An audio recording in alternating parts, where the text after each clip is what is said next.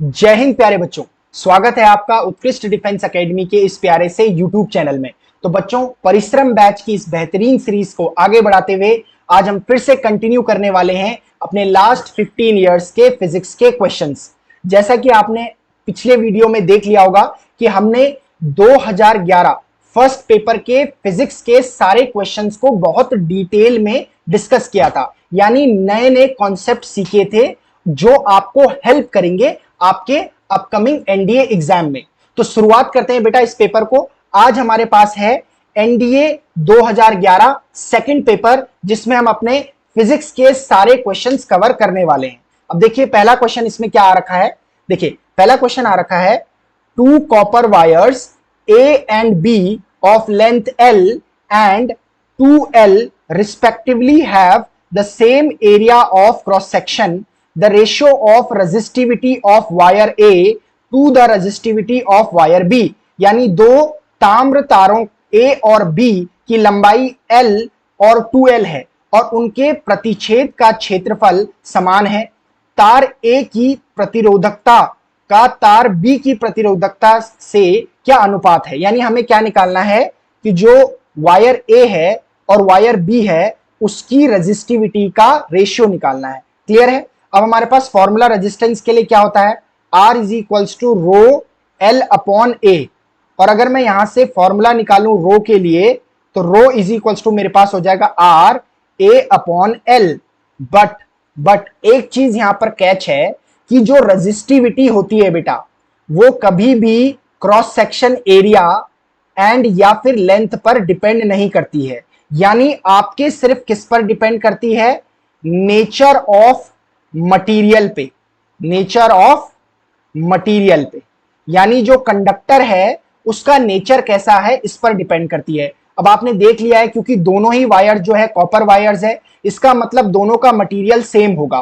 तो अब लेंथ और क्रॉस सेक्शन कुछ भी हो इससे फर्क नहीं पड़ता। इसका मतलब है रो ए अपॉन रो बी जो हो जाएगा रो अपॉन रो हो जाएगा और ये कैंसिल आउट करके हमारे पास 1 आ जाएगा रेशियो। क्लियर है। तो ऑप्शन सी आपका करेक्ट आंसर होगा। हाँ, अगर इनके रेजिस्टेंस का रेशियो पूछा हुआ होता तो आपका 1/2 रेशियो आ जाता, जो कि गलती से बच्चे इसको यही मार्क कर लेते हैं। लेकिन रेजिस्टेंस आपका length, cross section area, nature of the material of conductor तीनों पर डिपेंड करता है, लेकिन रेजिस्टिविटी सिर्फ nature of material of conductor पर डिपेंड करती है, लेंथ यानी लंबाई और अनुप्रस्थ क्षेत्रफल पर डिपेंड नहीं करती है। क्लियर है। नेक्स्ट क्वेश्चन हमारे पास है, द पोजीशन टाइम ग्राफ यानी x t graph for motion of a body is given below. यानी आपको क्या दे रखा है, एक पिंड की गति का स्थान समय यानी एक्सटी ग्राफ नीचे दिया गया है। Which one among the following is depicted by the above graph, यानी निम्नलिखित में से कौन सा एक उपर्युक्त ग्राफ द्वारा चित्रित है। यानी आपको बताना है जो ये ग्राफ शो कर रहा है एक्सटी ग्राफ, इसे कह सकते हैं हमारे पास क्या है, डीटी ग्राफ है, यानी डिस्प्लेसमेंट टाइम ग्राफ है। क्लियर है। यानी स्थिति समय ग्राफ है या स्थान समय ग्राफ है। अब आप देख रहे होंगे यहां पर हमें कैसा ग्राफ मिल रहा है, एक स्ट्रेट लाइन मिल रही है और इस ग्राफ को कहा जाता है लीनियर ग्राफ। क्या कहा जाता है, लीनियर ग्राफ कहा जाता है।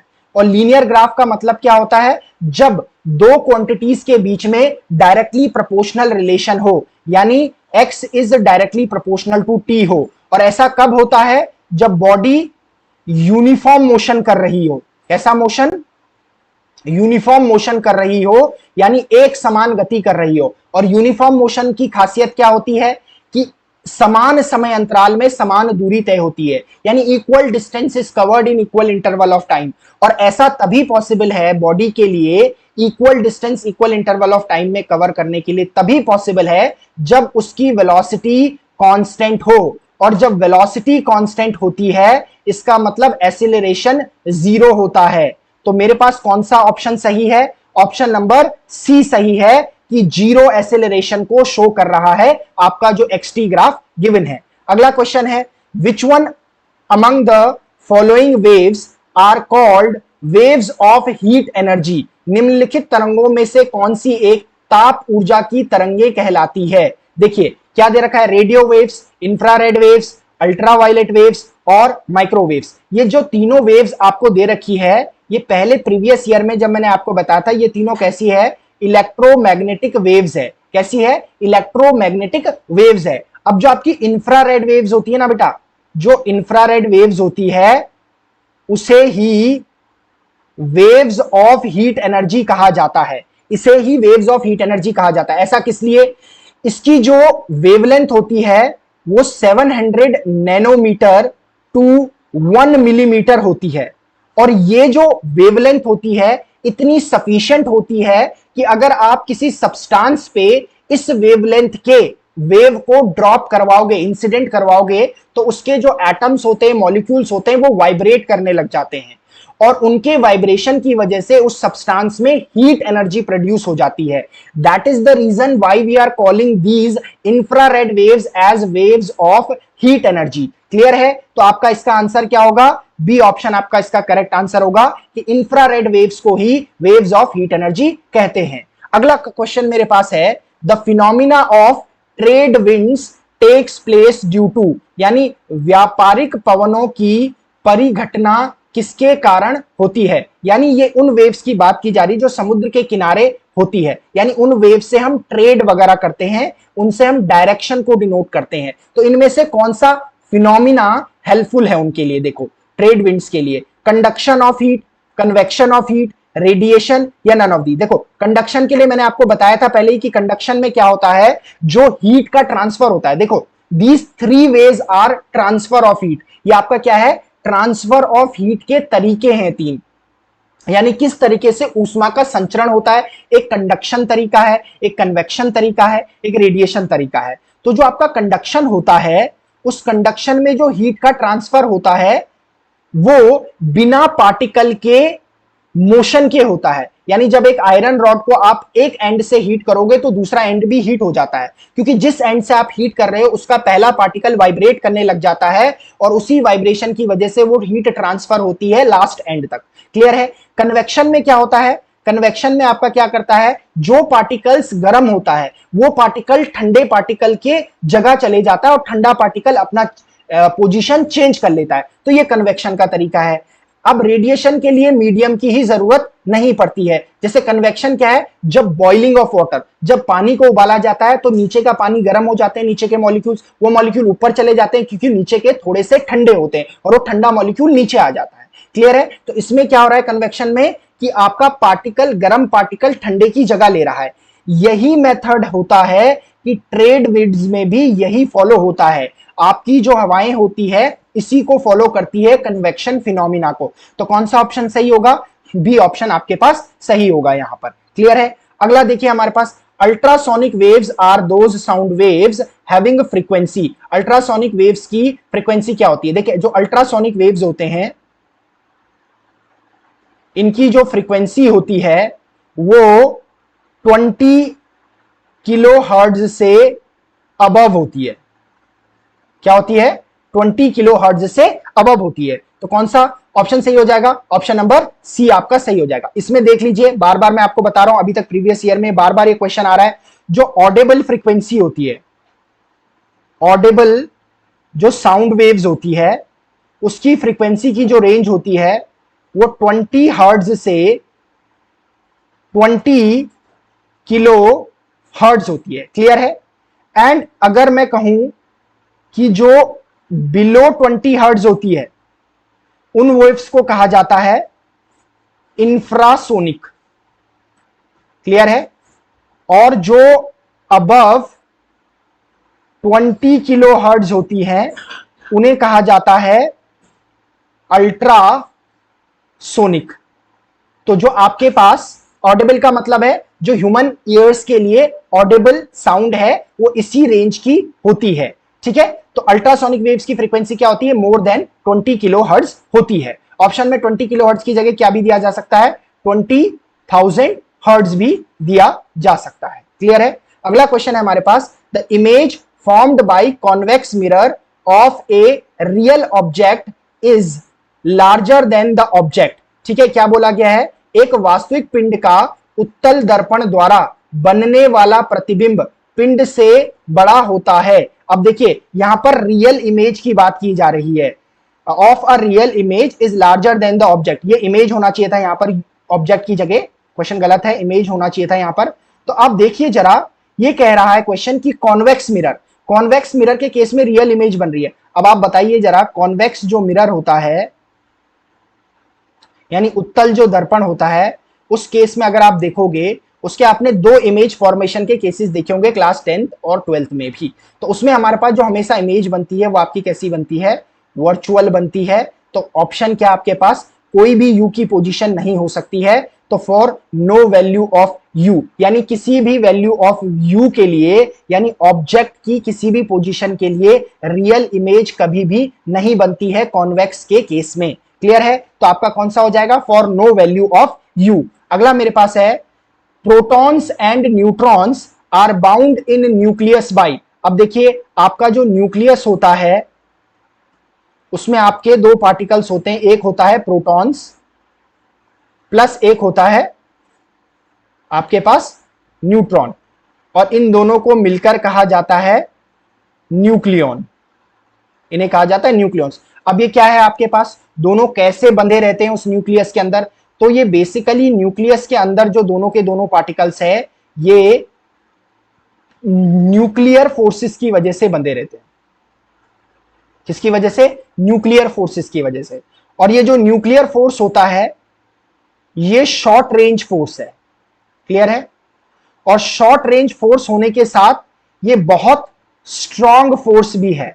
कहा जाता है कि nuclear force is the strongest force in nature. तो ढूंढते हैं हमारे पास कौन सा ऑप्शन है। अब देखिए, बी ऑप्शन दिख रहा है कि short range and strong interaction. तो मेरे पास बी ऑप्शन सही हो जाएगा, क्योंकि आपके पास क्या है, जो ये न्यूक्लियर फोर्स है ये एक स्ट्रॉन्ग इंटरैक्शन है और ये शॉर्ट रेंज फोर्स भी है। क्लियर है? तो बी ऑप्शन आपका करेक्ट हो जाएगा। अगला क्वेश्चन कह रहा है कि refractive index of optical medium changes with, ठीक है, यानी जो रिफ्रैक्टिव इंडेक्स होता है वो कैसे चेंज होता है, the nature of the medium. बिल्कुल सही बात है, जैसे ही मीडियम चेंज होगा तो आपका रिफ्रैक्टिव इंडेक्स चेंज होगा। भाई आपने एयर का रिफ्रैक्टिव इंडेक्स अगर देखा होगा तो वो 1 होता है। वहीं अगर आपके पास बात करें हम वाटर के रिफ्रैक्टिव इंडेक्स की विथ रिस्पेक्ट टू एयर, तो हमारे पास कितना होता है, 1.33 होता है। अगर हम ग्लास के रिफ्रैक्टिव इंडेक्स की बात करें तो हमारे पास कितना होता है, 1.5 होता है। अब आप देख रहे हो कि जैसे जैसे मीडियम चेंज हो रहा है तो रिफ्रैक्टिव इंडेक्स भी चेंज हो रहा है। इसका मतलब है नेचर ऑफ मीडियम पर डिपेंड करता है। ए ऑप्शन क्या है, करेक्ट है। The change in the angle of incidence of रे, भाई एंगल ऑफ इंसिडेंस पर डिपेंड नहीं करता है। क्लियर है? एंगल ऑफ इंसिडेंस से आप किसी भी एंगल ऑफ इंसिडेंस पे रे को एक मीडियम से दूसरे मीडियम पे भेजिए तो उससे रिफ्रैक्टिव इंडेक्स पर कोई इफेक्ट नहीं पड़ता है। क्लियर है? अब देखिए यहां पर आपके पास क्या है, क्योंकि देखो आपके पास म्यू इज इक्वल टू क्या होता है, sine i upon sine r होता है। अब किसी भी दो मीडियम के लिए, दो कोई आपने स्पेसिफिक मीडियम ले रखे, उनके लिए आई और आर की वैल्यू आप चेंज करते रहोगे तब भी ये क्या आता है, कांस्टेंट ही आता है। क्या आता है, कांस्टेंट आता है। इसका मतलब म्यू चेंज नहीं होता है आई के चेंज करने से। इस फॉर्मूले से भी अगर आप देखो तो क्लियर है, तो आपको कांस्टेंट वैल्यू ही मिलती है for different values of i and for different values of r. Clear है? तो इसका मतलब है आपका जो दूसरा ऑप्शन है वो गलत है। Colour of the incident ray, colour का क्या मतलब है, कलर का मतलब है वेवलेंथ पर डिपेंड करता है। बिल्कुल वेवलेंथ पर डिपेंड करता है, क्योंकि आपके पास lambda dash is equal to क्या होता है, लैम्डा अपॉन म्यू होता है। क्लियर है? Lambda dash is equal to lambda upon mu होता है। इसका मतलब म्यू भी लैम्डा पर डिपेंड कर रहा है। तो 3 ऑप्शन भी आपका क्या होगा, सही हो जाएगा। यानी 1 और 3 आपके करेक्ट ऑप्शंस हो जाएंगे, यानी ऑप्शन नंबर ए आपका करेक्ट आंसर इसका होगा। क्लियर है? आगे देखिए, आगे बढ़ते हैं। A 1 rupee coin is placed at the bottom of a vessel. Water is then poured into the vessel such that the depth of water becomes 20 centimeter. If water has a refractive index of 4/3, the coin would be seen at a depth of. मतलब क्या किया जा रहा है, आपने कोई vessel ले रखा है, उस वेसल में कॉइन डाल दिया है और उसमें क्या डाल दिया, पानी डाल दिया है। उस पानी डालने से उसमें डेप्थ बन जाएगी, यानी गहराई बन जाएगी। वो डेप्थ कितनी दे रखी है, देखो इसका मतलब ये क्वेश्चन आपका जो है रिफ्रैक्शन से रिलेटेड है, जिसमें आपने अपेरेंट और रियल डेप्थ को पढ़ा होगा। क्योंकि जब हम क्या करते हैं, किसी सिक्के को पानी के ग्लास में रखते हैं तो हमें थोड़ा सा ऊपर उठता हुआ दिखाई देता है। इसका मतलब जो वाटर की रियल डेप्थ है, यानी सिक्का असल में जहां पर रखा हुआ है वो डिस्टेंस अलग है और जहां पर हमें दिखाई दे रहा है वो डिस्टेंस अलग है। तो हमें वही क्या निकालनी है, कॉइन की डेप्थ निकालनी है। मतलब हमें बेसिकली अपेरेंट डेप्थ निकालनी है। क्या निकालनी है? अपेरेंट डेप्थ निकालनी है। अब हमें क्या क्या दे रखा है देखो, एक तो हमें रियल डेप्थ दे रखा है। रियल डेप्थ क्या गिवन है देखो, रियल डेप्थ गिवन है हमें 20 सेंटीमीटर। क्लियर है? रिफ्रैक्टिव इंडेक्स हमें वाटर का कितना गिवन है? 4/3 गिवन है। हमें अपेरेंट डेप्थ निकालनी है। Refractive index is equals to होता है real depth upon apparent depth होता है। क्लियर है? अपेरेंट डेप्थ होता है। यहां से apparent depth is equals to जो आ जाएगी वो आ जाएगी हमारे पास रियल डेप्थ अपॉन म्यू आ जाएगी। तो अपेरेंट डेप्थ आपके पास क्या आ जाएगी? रियल डेप्थ कितना दे रखा है? 20 दे रखा है, और म्यू कितना दे रखा है आपके पास? 4/3 दे रखा है। क्लियर है? तो ये आपके पास क्या हो जाएगा? 20 मल्टीप्लाइड बाई 3 ओवर 4, ये 4 से 5 टाइम्स कैंसिल आउट हो जाएगा, और आपके पास क्या आ जाएगा? 15 सेंटीमीटर आ जाएगी अपेरेंट डेप्थ। यानी आपका ऑप्शन नंबर सी क्या होगा? करेक्ट आंसर होगा। अगले क्वेश्चन की तरफ को चलते हैं। Momentum of a body is, देखिए मोमेंटम क्या होता है? P is equals to mv, यानी product of mass and velocity is called momentum. ठीक है? संवेग जिसे बोलते हैं, एक पिंड का जिसे संवेग बोलते हैं। अच्छा, ये बोल रहा है कि अब वेक्टर क्वांटिटी बिल्कुल सही है, ये एक कैसी राशि है? सदिश राशि है, it is a vector quantity.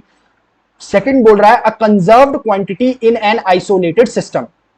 अब आइसोलेटेड सिस्टम का क्या मतलब है? कि कोई सिस्टम दिया हुआ है, एक बॉडी दी हुई है जिस पर फोर्स 0 लग रहा है, वो हमारे पास आइसोलेटेड सिस्टम है। तो भाई यही तो कंजर्वेशन ऑफ लीनियर मोमेंटम है, यानी संवेग संरक्षण का नियम है कि यदि किसी वस्तु पर यानी किसी सिस्टम पर कोई फोर्स नहीं लग रहा है तो उसका मोमेंटम क्या रहता है? कंजर्व्ड रहता है। तो वही तो ये कह रहा है कि अ कंजर्व्ड क्वांटिटी, यानी मोमेंटम एक कंजर्व्ड क्वांटिटी है जब एक आइसोलेटेड सिस्टम की बात की जा रही है, और आइसोलेटेड सिस्टम में फोर्स 0 होता है। तो इसका मतलब सेकंड ऑप्शन भी सही है। Same as force in linear motion, बिल्कुल गलत है भाई। जब हम किसी पर बॉडी पर क्या लगाते हैं? एक फोर्स लगाते हैं।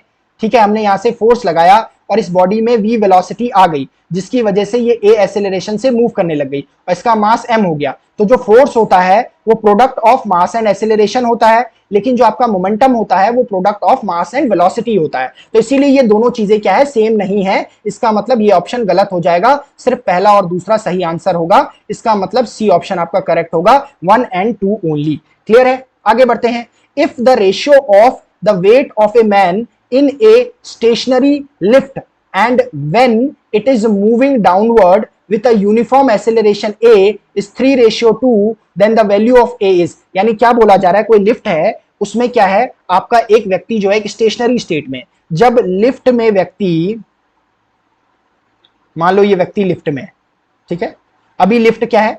स्टेशनरी है, रेस्ट पे है लिफ्ट। तो इस समय इसका वेट क्या होगा? इस समय जो मैन का वेट होगा वो हमारे पास क्या होगा? W is equal to mg। Clear है? इस समय ये होगा हमारे पास जब लिफ्ट स्टेशनरी स्टेट में है। ठीक हो गया। अब दूसरा क्या कह रहा है? किसके साथ रेशियो निकाल रखा है? जब लिफ्ट डाउनवर्ड डायरेक्शन में मोशन कर रही है। ये मतलब मान लो मेरे पास है, ये लिफ्ट हैंग कर रखी है, ठीक है, और ये आपके क्या कर रही है? डाउनवर्ड डायरेक्शन में A से आ रही है। क्लियर है? ये मैन है आपका यहां पर। क्लियर है? अब क्या कर रही होगी? एक ये mg नीचे को लग रहा होगा इस पे। क्लियर है? और इस mg का रिएक्शन फोर्स ऊपर को लग रहा होगा। क्लियर है? अब इस केस में देखो, क्योंकि लिफ्ट नीचे आ रही है तो mg बड़ा हो गया, तो मैं नेट फोर्स जो निकालूंगा क्या निकलेगा? mg minus r is equal to net force हो जाएगा ma।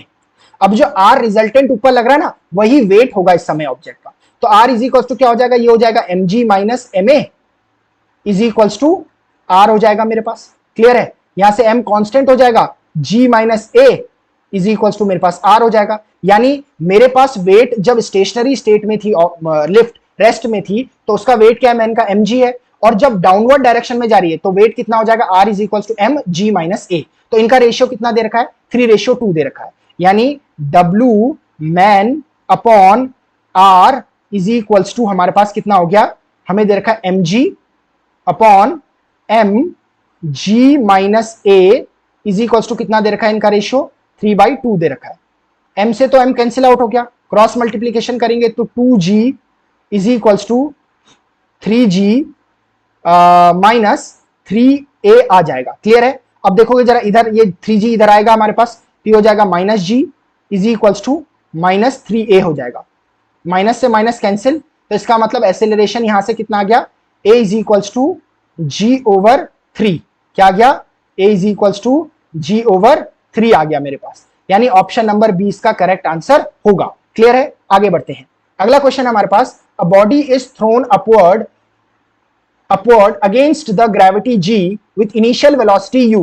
Which one among the following is the correct expression for its final velocity when attains the maximum velocity, maximum height? Clear है? यानी एक object को क्या किया जा रहा है? अपवर्ड डायरेक्शन में इनिशियल वेलोसिटी u से फेंका जा रहा है। जब बॉडी मैक्सिमम हाइट अटेन कर लेती है, यहां पर मान लेते इसने मैक्सिमम हाइट अटेन कर ली, तो यहां पर इसकी वेलोसिटी कितनी होगी? जब मैक्सिमम हाइट अटेन कर लेगा तो यहां पर इसकी वेलोसिटी क्या हो जाएगी? 0 हो जाएगी। ऑलवेज रिमेंबर दैट, जब आप किसी ऑब्जेक्ट को नीचे से ऊपर को फेंकते हैं तो उसकी फाइनल वेलोसिटी हमेशा 0 होती है, जो कि आपको कोई भी ऑप्शन नहीं दिखाई दे रहा है, तो ऑप्शन नंबर डी इसका करेक्ट आंसर हो जाएगा। हो सकता है आपको इस केस में क्या पूछा जाए, मैक्सिमम हाइट कितनी अटेन करी है, तो उसे निकाल सकते हो। ऑब्जेक्ट ऊपर फेंकी जा रही है तो अगेंस्ट द ग्रेविटी है, एक तो आपके पास फॉर्मूला लग जाएगा v² is equals to u² plus 2as लग जाएगा। क्लियर है? अब यहां पर क्या है? v 0 है और a की जगह क्या आ जाएगा? ऊपर को फेंकी जा रही है ऑब्जेक्ट, तो माइनस g आ जाएगा, और s की जगह क्या आ जाएगा? हाइट h आ जाएगा, मैक्सिमम हाइट होगी जो।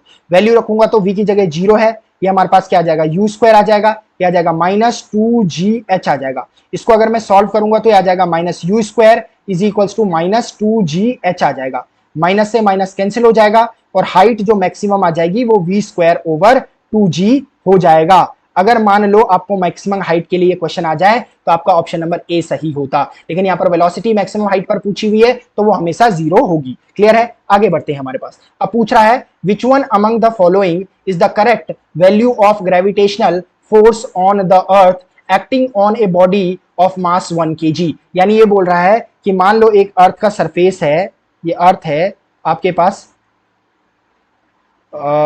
ये आपके पास अर्थ है, और इस अर्थ से पे किसी एक 1 kg का कोई ऑब्जेक्ट है, ये 1 kg का ऑब्जेक्ट है, तो ये इस पर कितना फोर्स लगा रहा है। देखो, फोर्स लगाने के लिए फॉर्मूला आपके पास क्या होता है? G capital M small m over r² होता है।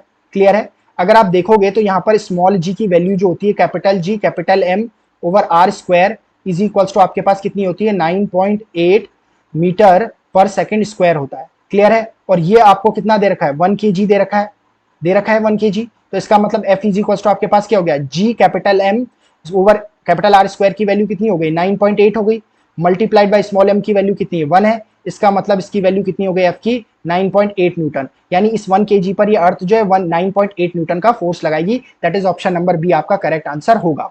अगला क्वेश्चन क्या कह रहा है? देखो, a neutral unchanged metal ball is suspended using a non-magnetic string. A positively charged insulating rod is placed near the ball, which is observed to be attracted to the rod.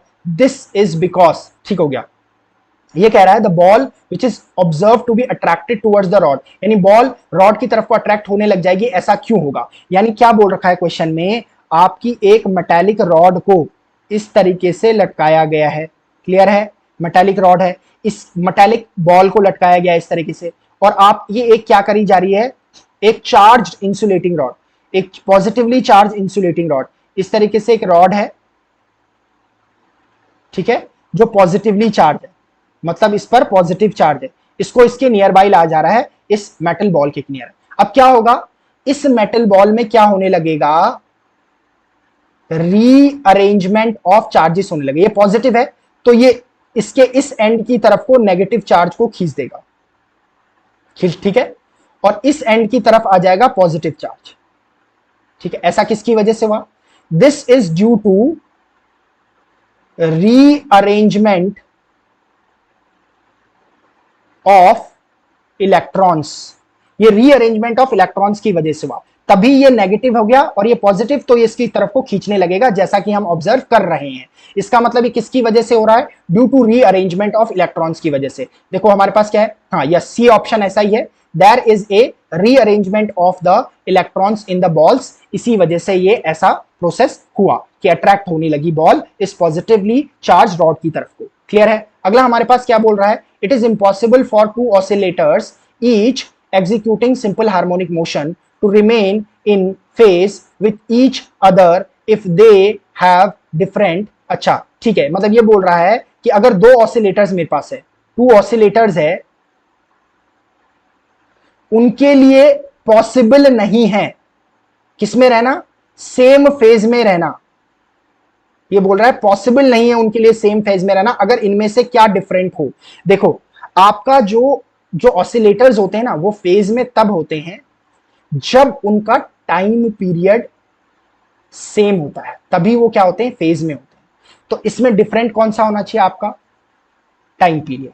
Amplitude चल जाएगा, अगर आपका amplitude दोनों का different है तो भी phase में हो सकते हैं, स्प्रिंग कांस्टेंट डिफरेंट है तो भी फेज में हो सकते हैं, काइनेटिक एनर्जी डिफरेंट है तो भी फेज में हो सकते हैं, लेकिन अगर टाइम पीरियड डिफरेंट है तो आपके फेज में नहीं होंगे। बेसिकली ऐसा कहा जाता है कि दो ऑसिलेटर्स तब फेज में होते हैं जब इनकी angular displacement, angular displacement, angular displacement यानी थीटा जो हो वो सेम हो। और एंगुलर डिस्प्लेसमेंट के सेम होने के लिए angular velocity and time period को सेम होना पड़ता है। क्लियर है? आपके पास फॉर्मूला होता है एंगुलर वेलोसिटी का, ओमेगा इज इक्वल टू 2 पाई/टी होता है। क्लियर है? यानी अगर ओमेगा को सेम रहना है तो टी को सेम रहना पड़ेगा। अगर ये दोनों सेम होंगे तो एंगुलर डिस्प्लेसमेंट सेम होगा, एंगुलर डिस्प्लेसमेंट सेम होगा तो दोनों के दोनों ऑसिलेटर सेम फेज में होंगे। इसका मतलब इनमें से आपको ना ही एंगुलर डिस्प्लेसमेंट यहां दिया हुआ है ना ही एंगुलर वेलोसिटी दिया हुआ है, तो सिर्फ टाइम पीरियड दिया हुआ है। तो इसका मतलब टाइम पीरियड अगर डिफरेंट होगा तो सेम फेज में ऑसिलेटर्स नहीं हो सकते हैं। क्लियर है? आगे बढ़ते हैं। हमारे पास है thermometer A and B have ice points marked at 15 degree Celsius and 25 degree Celsius and steam points at 75 degree Celsius and 125 degree Celsius respectively.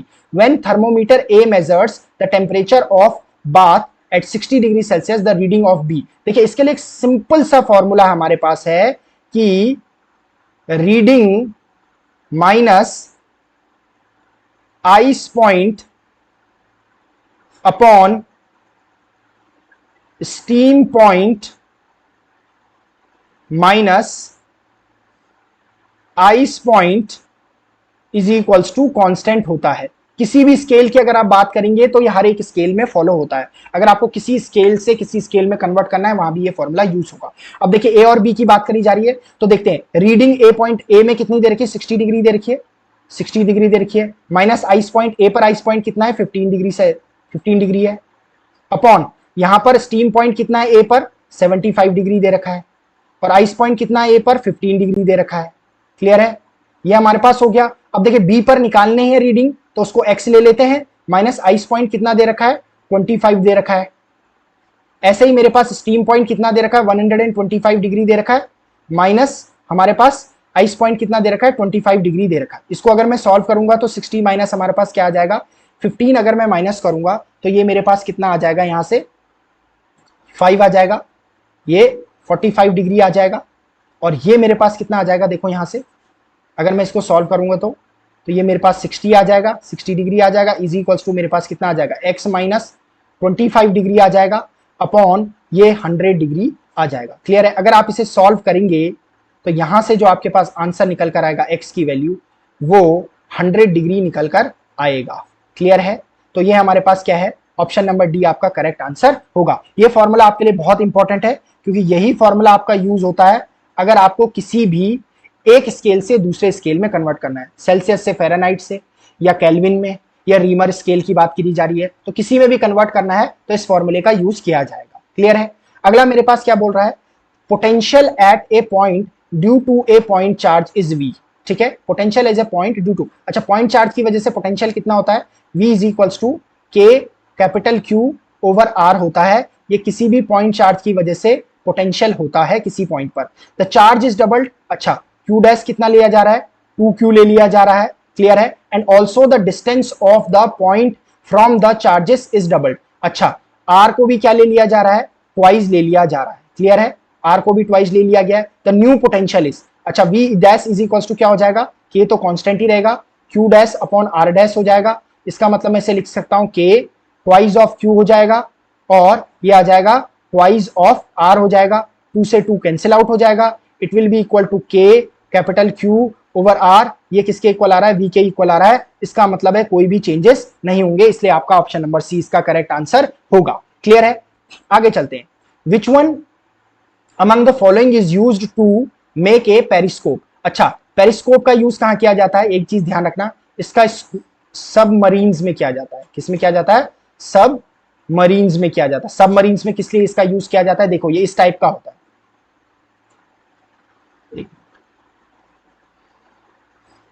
देखिए इस टाइप से बनता है, ये कुछ इस टाइप का इसका स्ट्रक्चर होता है।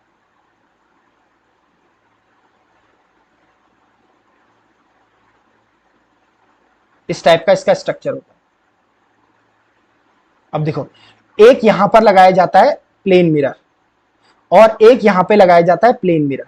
ये प्लेन मिरर जो लगाया जाता है 45 डिग्री पर लगाया जाता है, इसमें पेरिस्कोप को बनाने के लिए 45 डिग्री पर लगाया जाता है। तो दो प्लेन मिरर्स का यूज होता है पेरिस्कोप को बनाने पे, 45 डिग्री पर रखा जाता है।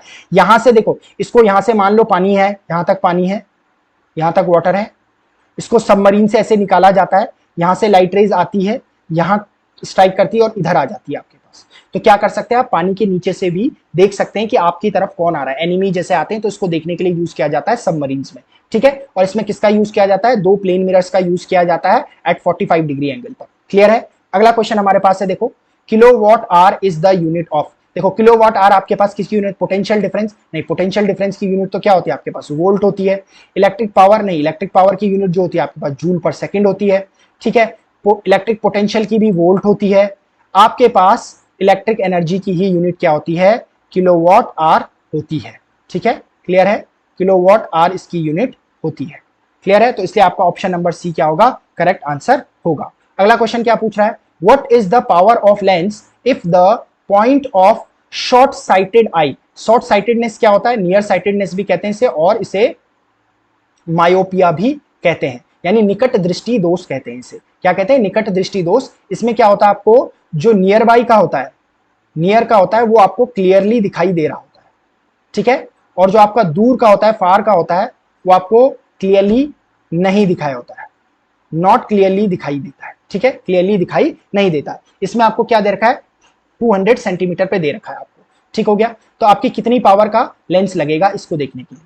क्लियर है, तो आपको सीधे सीधे यहां पर क्या दे रखा है, देखो यू तो क्या आपके लिए, इसके लिए हो जाएगा आपके पास, ये आपके पास क्या हो जाएगा, इसे हम सीधे सीधे एफ कंसीडर कर लेते हैं, इसे हम सीधे सीधे। अब क्योंकि हमारे पास क्या है, नियर साइटेडनेस के लिए जो रेक्टिफिकेशन के जो लेंस यूज होता है वो आपके पास क्या होता है, कॉनकेव यूज होता है। ये इसी की फोकल लेंथ दे रखी है आपको एक तरीके से 200 सेंटीमीटर। इसे मैं मीटर में कन्वर्ट करूंगा तो ये 2 मीटर आ जाएगी, इसे नेगेटिव में लिया जाता है। तो आपके पास जो पावर आ जाएगी वो पावर इज इक्वल टू हो जाएगा 1/f इन मीटर, और इसे मैं लिखूंगा यहां पर 1/-2 that is equals to -0.5 dioptre. तो आपका कौन सा आंसर सही हो जाएगा, ऑप्शन नंबर 2 आपका पास करेक्ट हो जाएगा। क्लियर है, अब देखिए जरा, अब इसे आपके पास अगला देखेंगे जरा, देखिए अगले क्वेश्चन की तरफ को जाते हैं। Which one among the following is correct for the resultant of balanced forces. Balanced forces का मतलब क्या है, जैसे मान लो एक ये बॉडी है, एक ही ऑब्जेक्ट इसके ऊपर रखा हुआ है, तो एक फोर्स क्या कर रहा है, mg नीचे डाउनवर्ड डायरेक्शन में एक्ट कर रहा है, और एक ऊपर को इसका रिएक्शन फोर्स एक्ट कर रहा है। मान लेते हैं कि मैंने यहां से एक F फोर्स लगाया और इस तरफ से एक मेरे पास क्या लगा, फ्रिक्शनल फोर्स लगा। अगर मान लो ये F is equals to small f है और ये बॉडी इनिशियली भी रेस्ट थे और रेस्ट पे ही बनी रहती है, तो इस समय कहा जाता है कि ये जो ऑब्जेक्ट है ये बैलेंस्ड स्टेट में है और जो फोर्सेस लग रहे हैं वो बैलेंस्ड फोर्सेस। यानी आपके पास बैलेंस्ड फोर्सेस होने का मतलब है कि जो नेट फोर्स बॉडी पे लगेगा वो आपका 0 लगेगा।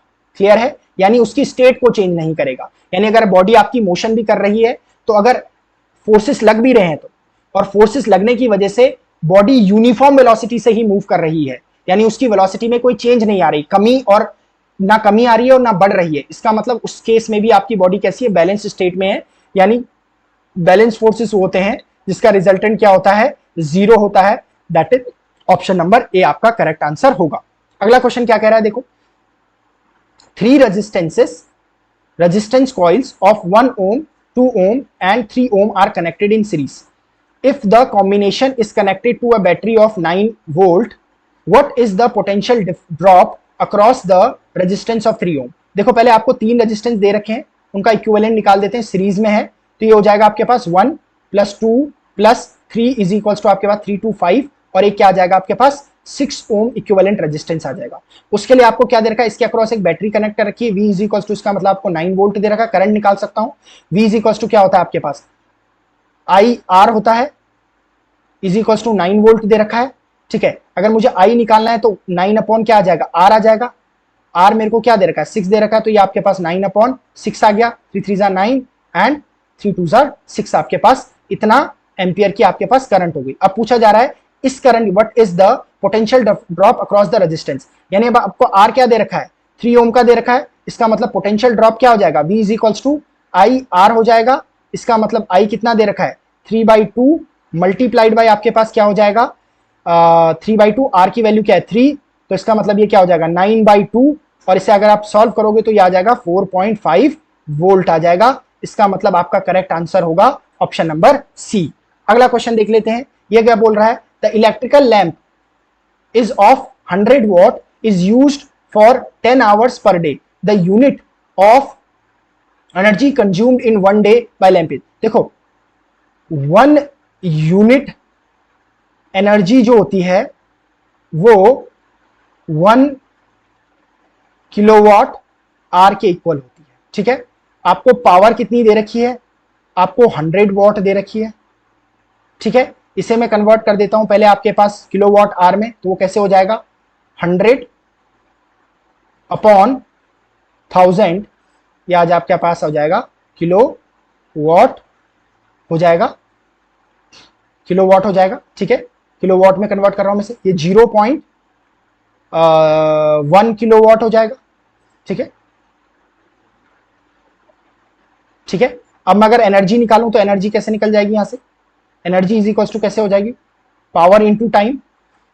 अब आपको कितना दे रखा है, देखो पावर क्या दे रखा है 0.1 किलोवाट मल्टीप्लाइड बाई आपके पास कितना आ गया, टाइम कितना दे रखा है 10 आवर्स दे रखा है, तो 10 आ गया आपके पास, 10 आवर्स आ गया, यानी ये आपके पास आ गया 1 किलोवाट आर, और 1 किलोवाट आर कितने के इक्वल होता है, 1 यूनिट एनर्जी के इक्वल होता है। तो ऑप्शन नंबर ए आपका क्या हो जाएगा, करेक्ट आंसर हो जाएगा। तो ये थे बच्चों आपके पास इतने क्वेश्चंस आपके एनडीए 2011 सेकंड पेपर में पूछे गए थे। इसमें देख रहे होंगे आप डिफरेंट कंसेप्ट्स आपको सीखने के लिए मिल रहे हैं। इससे आपके लिए बहुत सारे कंसेप्ट्स बन जा रहे होंगे, जिससे आपको अपने अपकमिंग एनडीए के एग्जाम में कोई भी परेशानी फिजिक्स से रिलेटेड तो नहीं होने वाली है, क्योंकि इन सारे पेपर्स को करने के बाद आपके maximum numbers of concepts clear हो जाएंगे, जिसकी वजह से आप इजीली कोई भी क्वेश्चन जो आपके अपकमिंग एनडीए एग्जाम में आने वाला है वो क्लियर हो जाएगा। Till then keep studying. जय हिंद।